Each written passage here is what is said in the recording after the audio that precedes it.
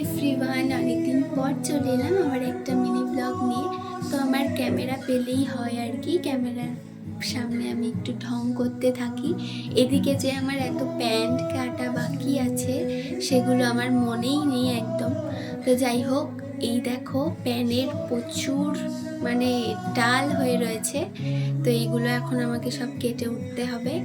তো প্যানের সুতো কাটা আর কি শুধু। আর প্যানের সুতো কাটতে কাটতে আমি অনেক চুল জমিয়ে ফেলেছি, প্রচণ্ড হেয়ারফল হয় তার জন্য। তো তাই জন্য এই যে চুলালার কাছে চুল বিক্রি করে আমার কিন্তু 200 টাকা হয়েছে।